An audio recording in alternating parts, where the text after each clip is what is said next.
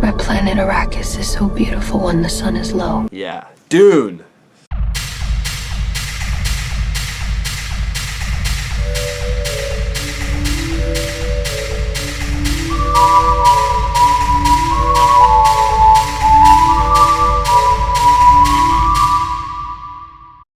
Walking out of the theater to see this movie is a feeling I have not felt since I saw Endgame over 2 years ago. I was speechless. This movie was the greatest thing I have seen in a movie theater in several years. Best movie of the year, hands down. I was blown away. Everything, the cinematography, the score. Hans Zimmer has outdone himself for the 100th time. I mean, you think the guy who scored The Dark Knight, Man of Steel, Interstellar, Gladiator, The Lion King, like he couldn't get any better, but he does. The music in this movie is on another level. I mean, usually it's the sound effects and the action that's shaking the theater. The music and the voices and the orchestral nature of the score was the thing that was shaking my seat most of the film. So it's really Zimmer that kind of brought that extra level to Villeneuve's direction, which again was incredible. Like Villeneuve is one of my favorite directors, I think, at this point. I mean, I love Arrival. That is also one of my favorite movies. So I think that he's definitely going to have a bright future in Hollywood. Obviously, he's already made several movies that have made millions of dollars. So it's not like he's some unknown director, but this really probably solidified him as one of the greats. So that team up between Villeneuve and Zimmer was probably the greatest part of the film. I mean, the acting was incredible too. Oscar Isaac, Timothée Chalamet was great. Rebecca Ferguson was surprisingly good. I mean, I've seen her in roles before, but this is kind of more serious, and she pulled it off. Jason Momoa was a little rough at some parts, but you know he did it, and I like this character a lot. It brought some sort of I guess I would say levity or lightheartedness to parts of the movie that kind of felt a little too dark. So he was a nice touch.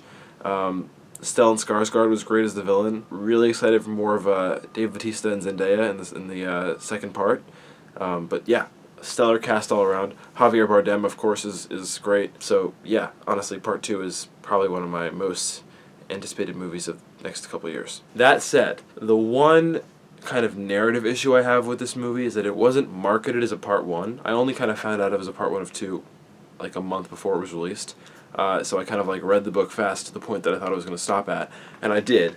But it just felt like if they were going to release it and have it kind of cut off and be half a movie, that in the trailers they show all this epicness and make it seem like it's the beginning, middle, and end of a story. But of course it's not. It's 2 hours and 30 minutes, but it's only the first half of the story that the book tells. So knowing that going in was helpful for me. A lot of people didn't know that going in, so I think that in the way they presented the conflict and split up the story could have been a little cleaner, but that's really the only gripe I have with it. The rest of the movie, I mean, go see it. Go watch this movie, because this is one of the great masterpieces of our time. I think it's one of the best science fiction films I've seen. It brings more to the table than just something like the recent Star Wars movies, which have been shallow and cheap and kind of rip-offs the old movies. This felt fresh, felt original. It felt like there had been a sort of new life or second wind breathed into the idea. So that aspect alone makes me all the more excited to see where this franchise goes.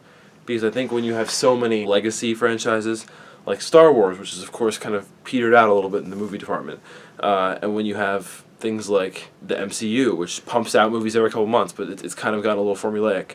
This is something that is desperately needed in Hollywood right now. Underappreciated work being readapted with a great cast, bringing something new to a genre that feels overused or overdone, and making it feel like a movie that is more than just action and stars. Of course it had those things, but there was thought put into it. It was, emotionally provocative. And it had characters who had journeys in this movie and will continue those journeys in the next movie. Hopefully in a logical way. We'll see when it comes out, but I have faith in the creative team behind this one that they will pull off the second movie and make it just as good as this one.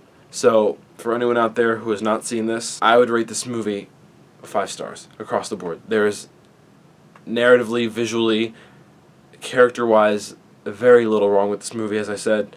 So if you have not seen this movie, it is one of the greats, and you should go watch it in the theater, IMAX if possible, right now.